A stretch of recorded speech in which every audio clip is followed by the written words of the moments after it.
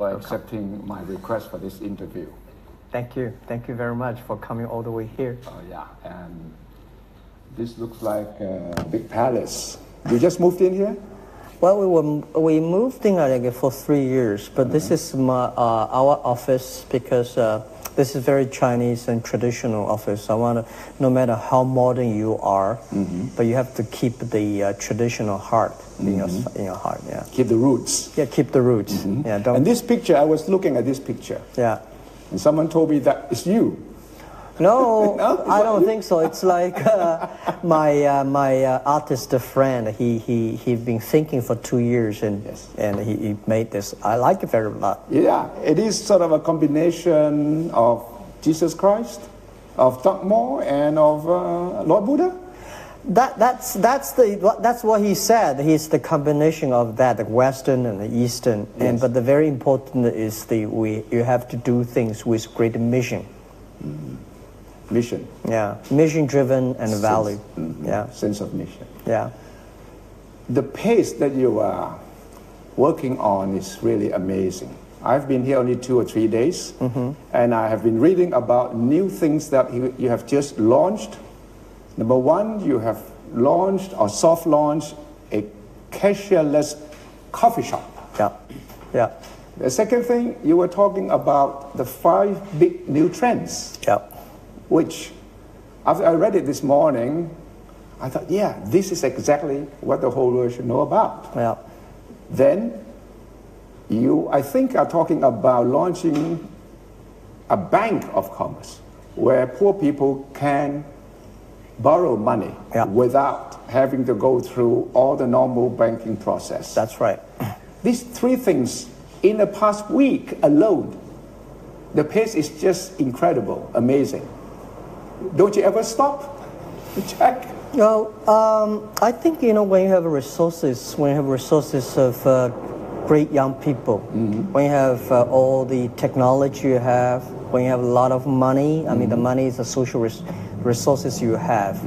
You think is that how you can enable the society.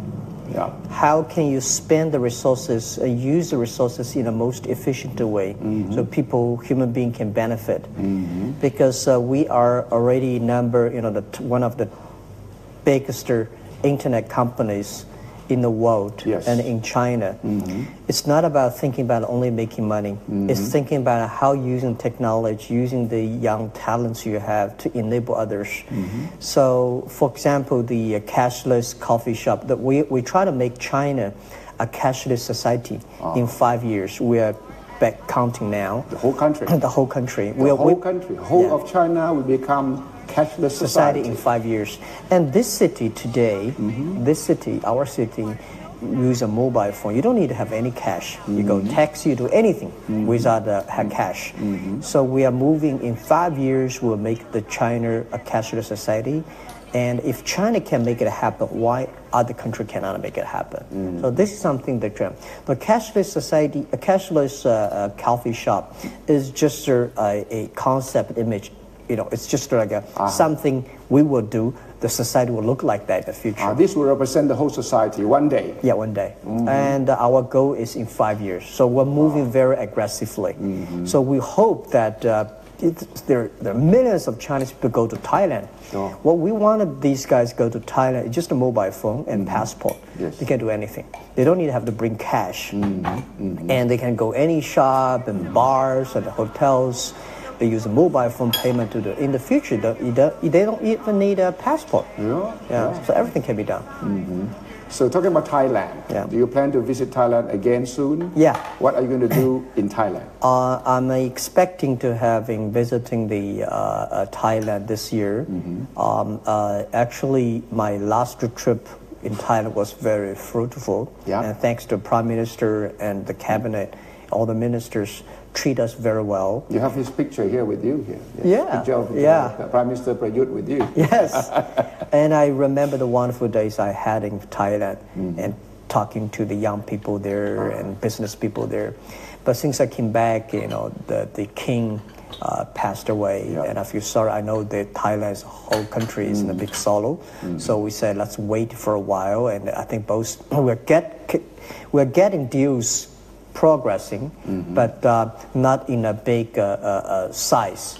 So I'm thinking about going there this time, taking our CEO and our team, Alipay, logistic, e-commerce, together go to Thailand. So the whole package from It's Alibaba. a whole package. We want, based on the achievement and the agreement we had last time, so we were upgrading our partnership there. You already have Lazada. Yeah.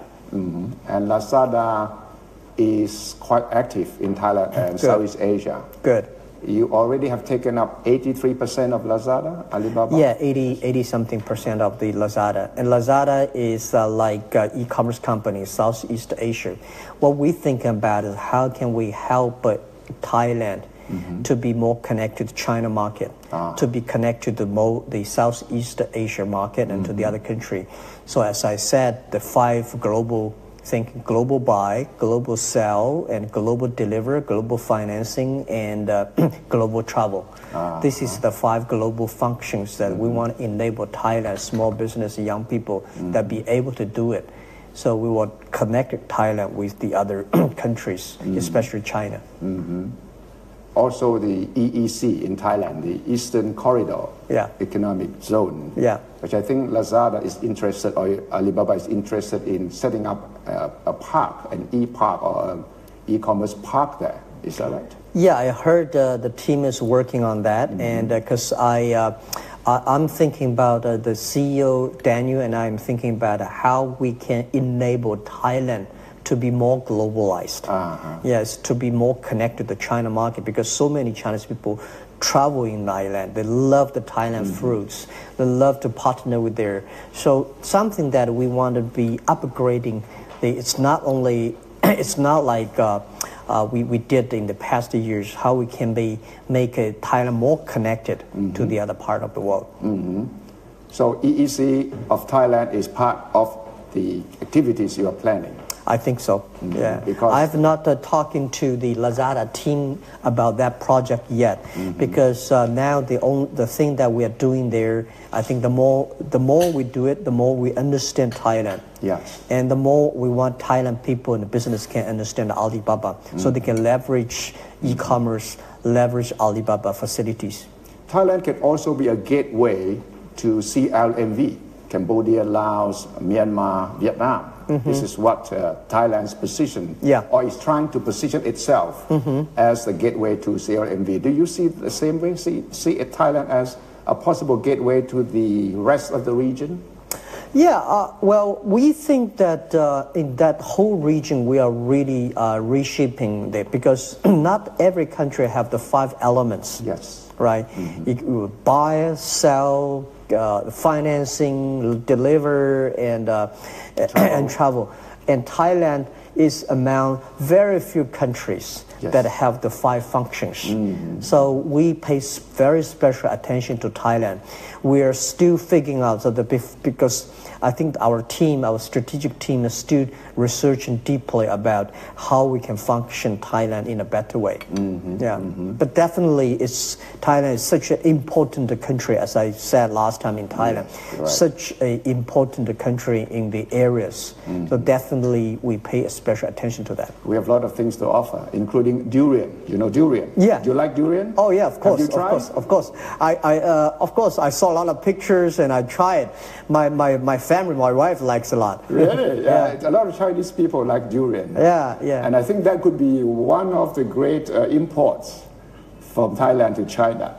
Absolutely, absolutely. Especially now, we believe China should import more fresh fruits and agricultural products from countries like Thailand, because the growing demanding for China middle class. We have 300 million middle class, and even on Alibaba we have more than 500 million users on the internet to buy things. So we do need great products from Thailand.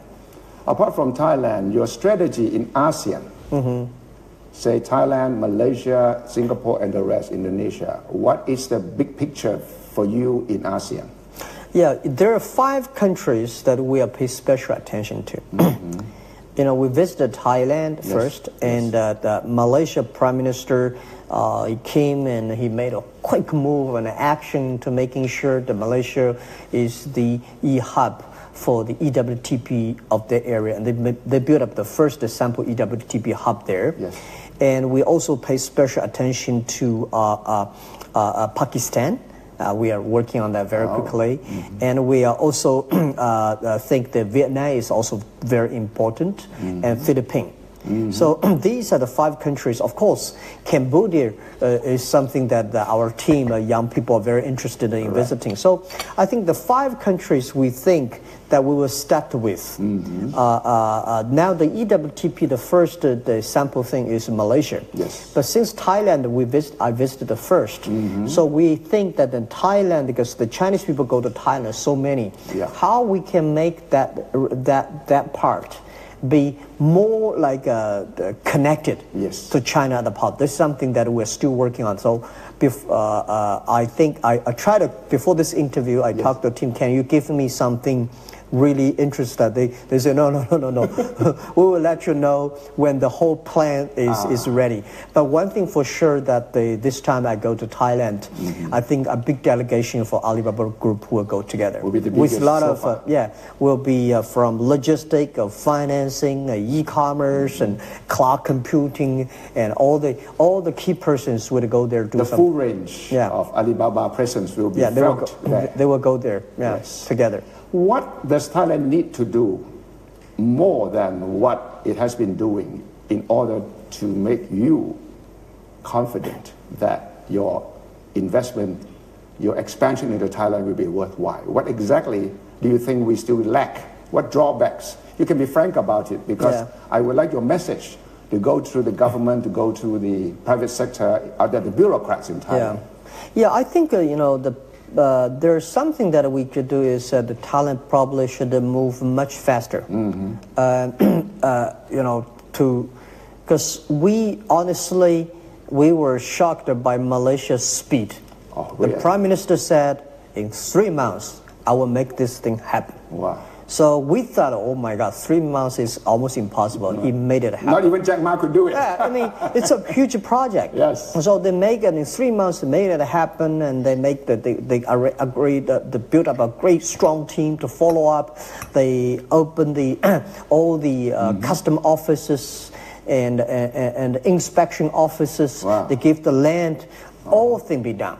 So I think Thailand, they should be moving, speed should be faster. And this is something that we expect, because but we understand, and maybe because of the pathway of the king, that slow down all the things. And but this time we come there, we would love to have the same speed, because for business like us, we need the speed, we need execution, we need the result.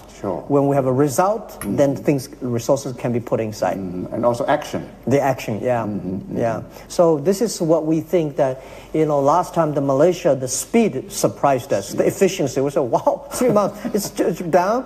And the team were all impressed. So I think Did they deliver the goods on time? Yeah. They did? Really in time. Wow. Oh, that impressed us. And that is that is something that we hope, and I believe Thailand can do that thing too, because you have a great talents, you have a very quick move government. So this time we go there, everything we agreed, we just get things done. Some of the local and regional e-commerce companies, medium size, small size, asked me to deliver their concern to you, that when Alibaba comes as a big sweep, then you're going to wipe them away. How can they survive with Alibaba? How can Alibaba help them? Because if you come in and you take over most of the activities, then they cannot survive. You think their concern is valid? No. I think probably people know very little about the Alibaba business model. We first are not interested in local market. We're interested in bringing the local products to the world, to China. This is always our focus. And Amazon and eBay have been worrying about us for a long time, so we never go to America. We say, oh, we'll bring American small business to China. This is what we do. So principle number one, we are not that interested in the local market. Even in India, such a huge market, we just invest in local partners, let them do it. So we are not interested in, we are not focusing on go to Thailand and say, hey, we build up a local e-commerce company, wipe out all the other stuff. No. Unless they need us, unless they say, please come here, and we need that. Otherwise, we are only interested in bring Thailand to the world. That's number one. Number two, our model, as always, we go to the local country to enable the partners. We never do ourselves. We're finding partners. Lazada is the company we acquired. Lazada is not the company we built up ourselves. But Lazada has a great influence in the Southeast Asia. So we are also improving Lazada model, and we want to making sure Lazada in the future will also enable the local partners instead of doing a lot of things ourselves. So go to Thailand for the small, medium-sized e-commerce companies.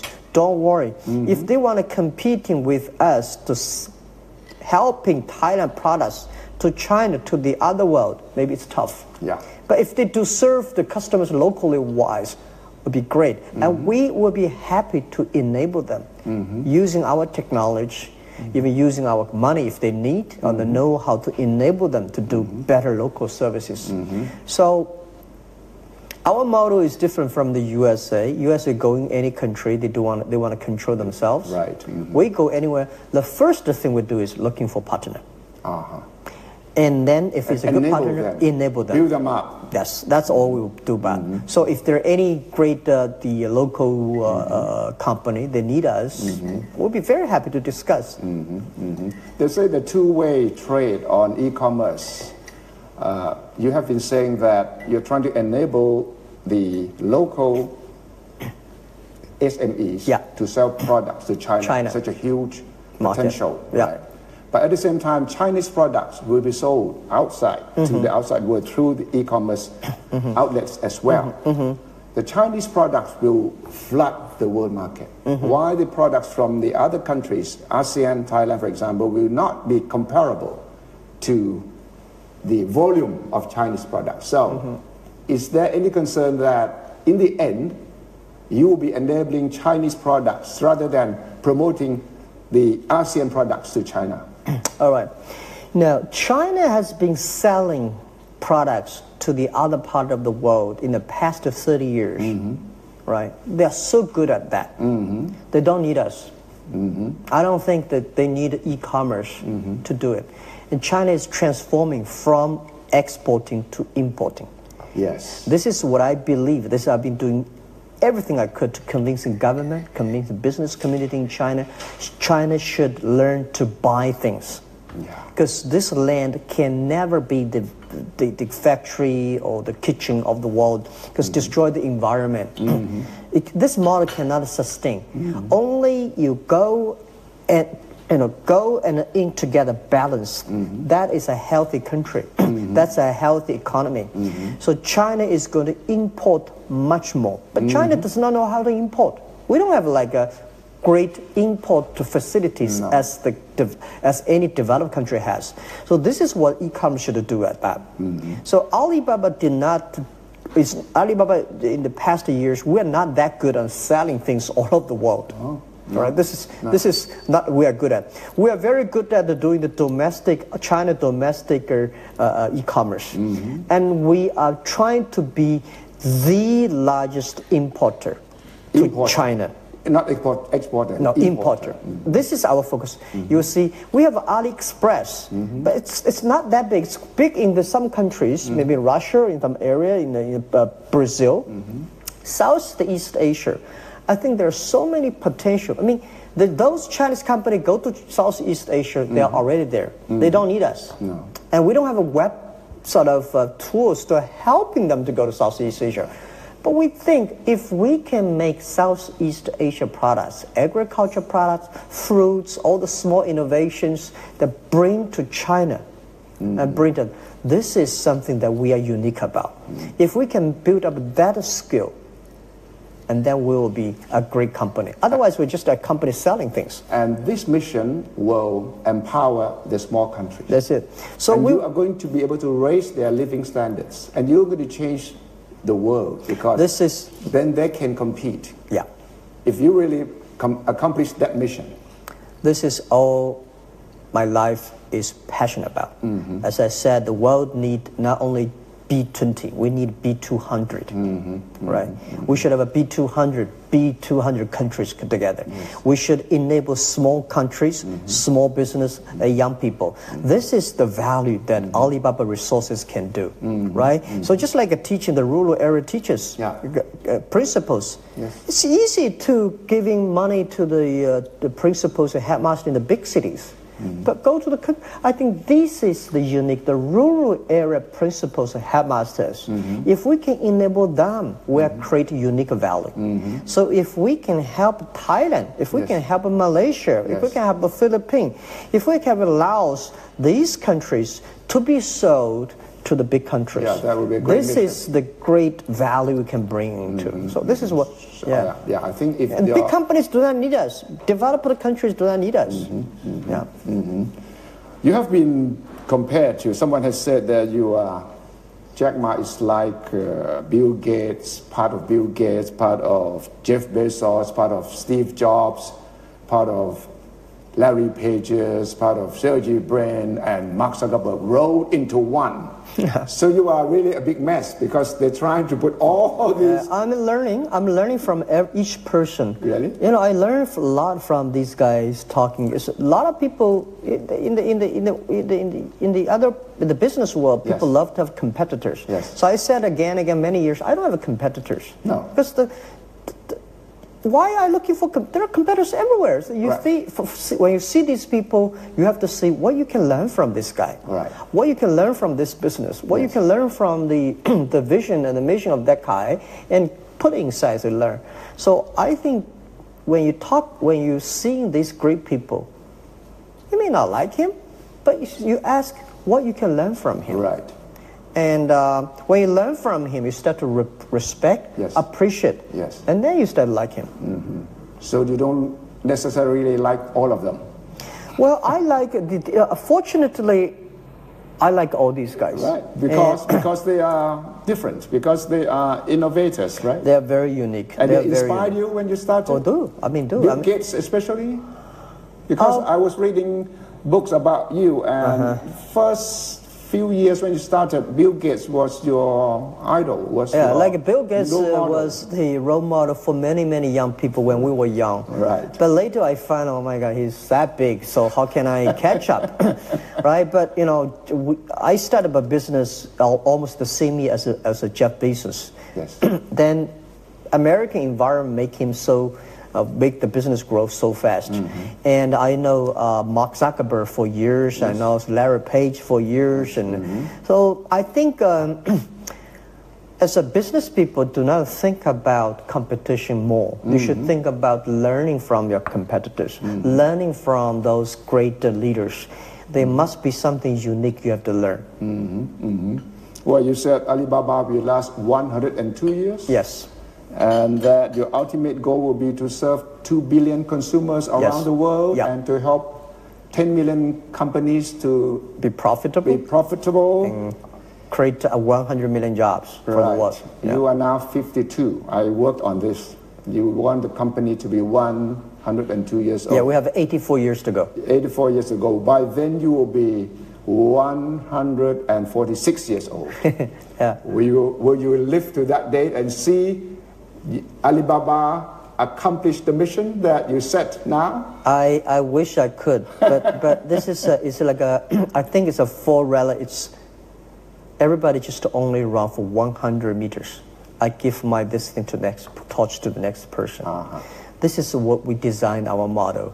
So I am the first CEO. And first, the chairman of the company. I will not be the second or third. We have right now great CEOs, and then in the future we're gonna have a good chairman. So I will retire. As I said, I retire not because I want to have an easy life. I retire. I think this company leave this opportunity for young people. They can do better job. You have to continue to run, because when you are 55 or 60 or 65, your brain cannot run that fast. Your energy is not good. Right. So you should leave the position, leave the opportunity, leave the challenge to the next successor. So I've been preparing for this for many years. And in this way to continue. So I think I also want to set example to many entrepreneurs in the world that give opportunity, challenges, chance for young people. So when are you going to retire? Officially? Officially, practically. I stepped down from CEO positions in year 2012. So I've been the chairman for 5 years. Yes. And I think sooner or later, I'm preparing. I cannot announce it now, but I know everything is on track. You have to on track. We have a great team successors, team ready. We have a training leaderships. Right. I have a lot of things to do when I retire. I have. What would you want to do? Jack Ma Foundation. Yes. You know, the philanthropy things I want to do. And the Hupan University, Entrepreneur University, to be the teacher. And these are the main stuff I want to do. I have a lot of things. I prepared a lot of things. So you want to go back to become teacher again? I go back to teach. This is something, you know, people, we build up the company. We have the kid, but you do not own the kids. No. The kids have to be owned by society, by himself. So the company, we build it up. And the company should have its own life. Yes. Right? When the child is 18 years old, let him go. You are the father. Don't follow him all everywhere. Right? Don't be there. Yeah. So I think let him enjoy himself. I can enjoy myself. Right. So I hope the day when I die, and then people say, well, he's a great teacher. And he happened to make one company. What would you like to be remembered as when after that? After you die, what would you like the world people to talk about Jack Ma? Oh, he's a great Alibaba guy. Oh, he started e-commerce. Oh, what would be the proudest remarks you want people to say about you? Yeah, probably he is a teacher. He's a damn good teacher. Yeah, he's a good teacher, and very unique person. Yes. And happened to make a company called Alibaba. I mean, that's it. Yeah. Yeah. So Alibaba is one of my. It's something that it's been done by millions of people. It's not me. I happen to have an idea and have a great people and team that working together. That's it. It's not like my masterpiece. It's our masterpiece. It's the society's masterpiece. Yes. But deep down, you must also be thinking that the next big threat that could come along, that could destroy Alibaba. Yeah. What would that be? Where would the threat come from? Small guys working in the garage, like Bill Gates when he was young, or an English language teacher somewhere out there in the western part of China, something like Jack Ma when he was young.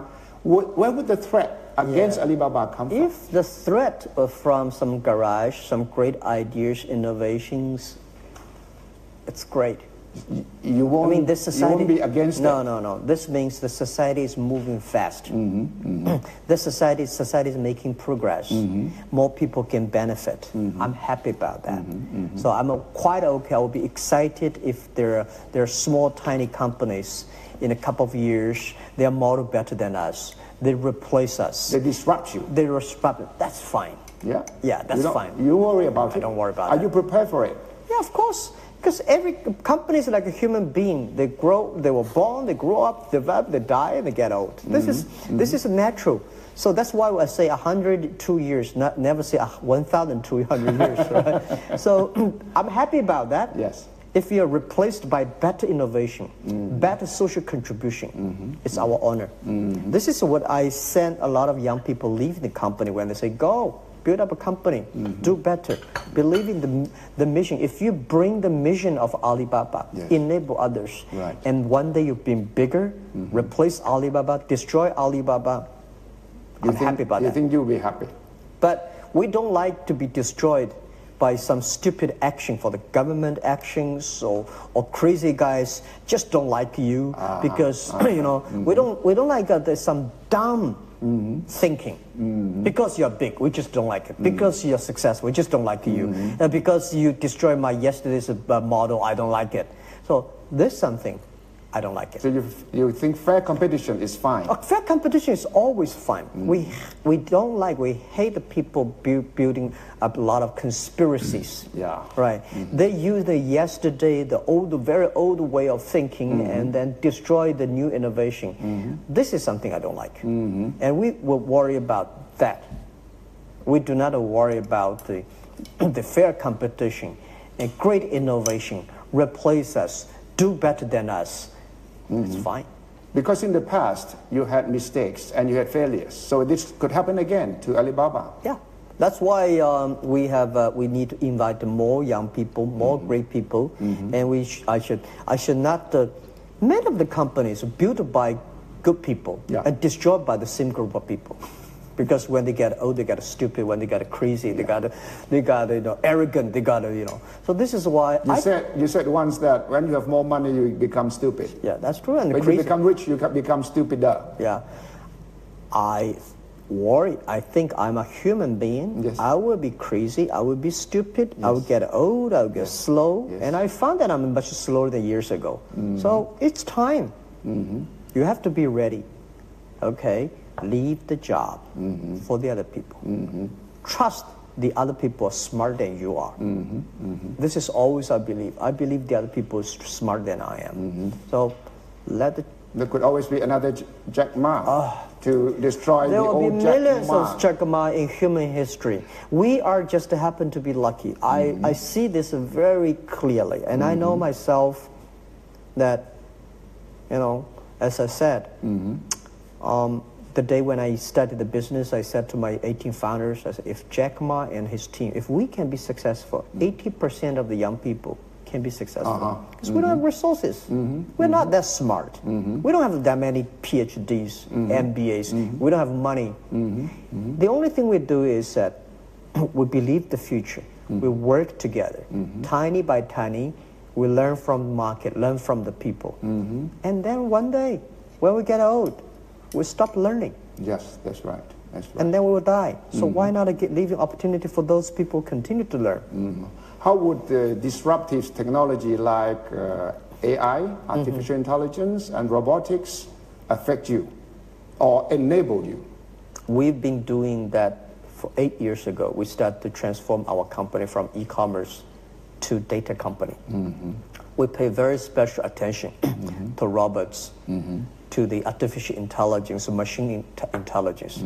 But the only thing is not only enable us, we always want to enable small business, developing countries. If we can use in the technology, our philosophy is always like this. The world should be inclusive. The technology we have, we should be inclusive to every small business, every young people, every developing country. So making sure everybody can do it. So because we're the service provider of this technology, we can charge a little bit, we can be good. Yes. So I don't think the artificial intelligence or machine learning or cloud computing is going to disrupt us. No. Because we think we were using this technology to enable human beings, enable small business. And we're learning that very quickly. And that will also empower your business too, if the small businesses make use of the... Empower others is empower yourself. That's what we think. The trend in the world now is anti-globalization. What is your thinking about that? Because it's impossible. Yeah, because the trend in the United States and in some European countries are against globalization. They don't like free trade arrangements, and they don't like climate change. What do you think will happen to this anti-globalization, I don't say movement, but I say trend? It's a fever or it's a flu. We'll get over it. You get over it? It will get over it because nobody can stop globalization. People, human beings become more mobile. When people travel, you can never stop trade. When people travel, you can never stop business. Right. In the future, it's not that we say it's not e-commerce, it's not e-trade, it's e-business. E-business. We say it's not made in China, it's not made in China, it's made in internet. Everything is connected. You may design in America, manufacture in the Thailand, and assemble it in China and sell all over the world. This will be the future of the world, and nobody can stop it. Not even Donald Trump? No, no. He cannot stop globalization? I don't think nobody can. Nobody can. This is the nature. This is the trend. Nobody can stop it. But I think what Donald Trump, I don't think he wants to stop global trade. He wants to improve it. And I discussed with him about helping small business selling things across the board, enable small business to do global trade. He agreed that. That's why I had a Detroit meeting, very successful, right? So I think the globalization should be improved, right? Should be more inclusive. Should not be determined. You know, globalization did a wonderful job in the past 30 years, right? I mean, but nothing is perfect. It's only 30 years. Compared to human history, it's like a baby. You should not kill the baby because he cries. Right? Improve it. So my job, I think, and our job is to improve the globalization, improve the pure trade to business alliance, to partnership, to enable every young people and a small business can do the business cross-border instead of just the big companies, big countries. So I'm very optimistic. This is a flu. It's just a flu. It's just like catch a cold, and then people got upset, and you take some medicine, relax, and then think about it clearly. You'll come back. So I bet in 5 years you will see it. But one of the theories about this anti-globalization trend is that the world is suffering from inequality. 1% against 99%, as Bernie Sanders said in his campaign. And of course, you belong to the 1%. The 99% poor didn't benefit from globalization. Don't you think that may be a real problem? That the campaign by several countries, several political groups saying, no, we don't need globalization, we don't want globalization, because a lot of people did not benefit from it. Yeah. I don't think I belong to the 1%. I have the 1% resources, but I belong to the 99%. Really? Because without the technology, without the globalization, there will be no Jack Ma, no Alibaba. Right. And the thing is that now I'm the person among the 99%, but I have the 1% of resources. Then I can enable more people. So you still think you are part of the 99%? Oh, I am absolutely. Using resources of the 1% to enable, to improve the quality of life of the 99%. This is my life. This is all I'm still working hard on that. And this is why we make 100 company can last 84 years. Yes. This is why I'm talking to everybody. This is why I spend the time with headmasters, the teachers. This is why, I think the 1% of the richest people, they can only eat 3 meals a day. Right. One bag. What do you use it? So this is why I'm traveling 868 hours flight on the air last year and 1,000. Because, with the resources, you can enable more people. And I'm optimistic about that. We can do a lot of things. You don't think that inequality is a real problem in the world? Inequality is always a problem in the history and the now. The thing is that we can't then see how we can solve it, right? So I think with the internet, with the big data, with the brain, the people, we should solve it. Improve it. It's you can never kill, you can never solve it, just like a poverty. You can never kill the poor people. You can only kill the poverty, right? Inequality, there might have reasons to get it. But today, I don't think it's 99% 1, maybe 5 or 10% to maybe 5% to 95. We can improve it. And there's a chance to improve it. There's ways to improve it. Don't give up. Don't give up, right? We all in China in the older days, everybody poor. Right.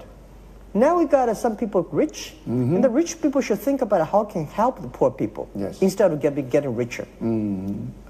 So I think there are a lot of people like me, a lot of people like us. And we want to do something. And we are not interested in only spending money for ourselves. No. We want to spend the money for the world. And this is something that I think we should do. China is a great example of having lifted hundreds of millions of people from poverty, right? So you are optimistic because there's a good example in China. Yeah. This is people like me thinking about retire, doing the education, philanthropy, training, and empower the poor people. There are a lot of people like us. At least today, more people love to do the charity and philanthropy like 100 years ago. Oh, yeah. Right? So more and more people get involved. The only thing we need is samples, examples, right? We need successful stories. We need to respect those people who dedicated their time for the society. So I'm optimistic. Human being, that we can never change the human nature, but we can control the human bad nature, like a greedy, right?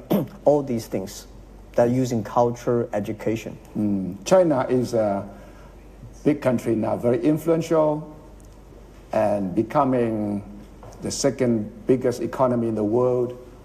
Is China a threat or a support for the world?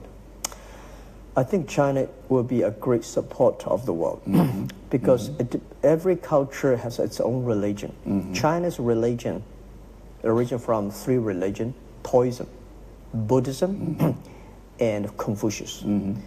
The theme of Chinese Taoism is how to change yourself to be harmonious to the environment, to the nature. Right. The theme of the Buddhism is how to change your behavior to be harmonious to the society and the community, right?